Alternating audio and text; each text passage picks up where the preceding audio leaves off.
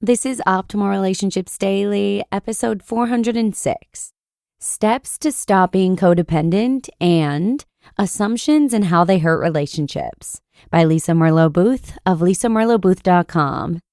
Happy Monday and a happy new week. I'm Joss Marie, and I'm here every Monday through Friday to narrate to you from a variety of relationship blogs in hopes of optimizing your relationships. Today, I'll actually be narrating 2 posts from Lisa Merlo-Booth on how to maintain healthy relationships. So with that, let's get right into Lisa's health relationship posts and start optimizing your life. Steps to Stop Being Codependent by Lisa Merlo-Booth of lisamerlobooth.com. Although it's great to have insight into what codependence looks like, it's even more important to be able to stop codependent behaviors. Here are several tips to stop codependency. Keep in mind that it is often helpful to seek out professional help to assist you on this journey of healing from codependency. Tips to jumpstart your journey away from codependency. Number 1, control your own behavior and stop trying to control the actions and behaviors of others. Don't tell others what to do and how to do it, or tweak what they've done because they didn't do it as you would do it. Number 2, pay attention to your anxiety and manage your anxiety rather than trying to manage the world. Number 3, get conscious of your critical lens and how that plays out in your life and in the lives of those around you. Stop the critiques, analyzing, and fixing of others. Number 4, work on your self-esteem. Do not look to others to make you feel as though you are okay. Healthy self-esteem comes from the inside out, not the outside in. Things outside yourself, such as romantic attention, material things, or performance, may feel good, make your life easier, or be enjoyable, but they do not make you worthy. You're already worthy. Even when someone is angry with you, has an affair on you, or tells you you're a terrible person. Number 5, use your boundaries.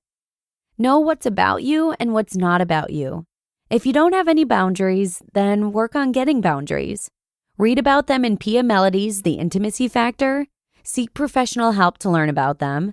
Practice them every day and get really conscious about what's about you and what's not about you. Number 6, stop blaming others for your upsets. Know that other people's actions cannot make you angry, hurt, and reactive or fall apart. Only you have control of what you think, feel, or do. Number 7, allow others to feel the consequences of their actions and stop enabling, defending, or excusing their behaviors. If you make it easy for them to continue doing what they're doing, they will continue doing it. For example, if your partner's an alcoholic and you buy them alcohol, clean up their messes, or call their boss to say they can't go to work, you make it easy for them to drink. Number 8, have humility. Remember that your right way is not the only right way to do things. Stop trying to get perfection from yourself or others and learn to let go. Number 9, change your lens. Purposefully begin to focus only on the positives. Pay attention to what your children, partners, coworkers, and so on do right. You have to readjust your lens. It's skewed. And number 10, get help. Codependency often is a product of childhood and takes hard work to get past. Do yourself and your family a favor and be committed to working it. When people struggle with codependency, they take the world on their shoulders and it is way too heavy of a weight to carry. Learn to let go. Learn to breathe, step back, and allow others to do things their way. If you need to set a limit, do so. However, don't confuse the need to set a limit with your need for perfection. Stop constantly telling others where they're off and instead only look at you. Decide what you can and cannot do and stop micromanaging the world. That is an impossible feat that will forever leave you frustrated and unsatisfied. Challenge. Learn to love yourself for who you are and let go of trying to get that from other people. Pay attention to all the micromanaging you do and choose one thing at a time to stop managing. Deal with the anxiety that comes up as a result and breathe through it. You will be okay. And I've actually got another post for you from Lisa, but first, I just want to say thanks to Care of for sponsoring today's episode. For 50% off your first Care of order, go to takecareof.com and enter ORD50. Care of is a subscription service that makes it easy for you to get personalized vitamin packs, protein powders, and more delivered straight to your door. You'll love the super fun 5-minute quiz at Care of, which asks you questions about your health goals and gives you tailored recommendations. They make it really easy for me to pick my personalized packs, and it's really nice that they even have my name on them. Perfect for a busy, on-the-go lifestyle since it's sent right to my door every month. And what sets Care of apart is their commitment to honest guidance and transparency. Did you know that their new protein powders have clean labels and are made with organic ingredients? And there are options to match your vegan or vegetarian dietary needs too. Give yourself an extra boost this season, whether you're looking for more energy, better sleep, to maintain stress, and more. To learn more and get 50% off your first Care of order, go to takecareof.com and enter ORD50. That's takecareof.com and promo code ORD50. Assumptions and How They Hurt Relationships by Lisa Merlo-Booth of lisamerlobooth.com. People make assumptions about other people all the time. We assume we know what others are really thinking, why they're doing the things they're doing, and what they really mean rather than what they say they mean. The problem with making assumptions is that we almost always assume the negative. Too often we jump to a conclusion that is not only wrong, but also often hurtful.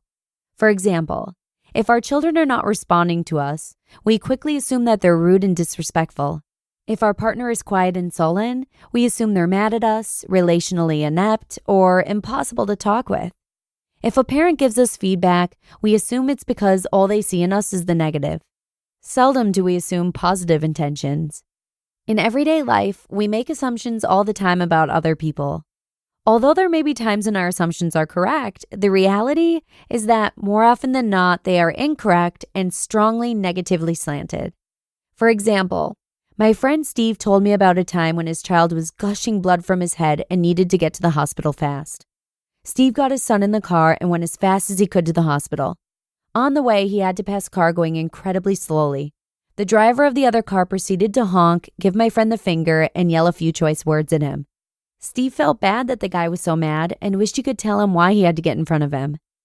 I remember thinking at the time about all the cars I've been annoyed with that I assumed were just obnoxious people driving selfishly.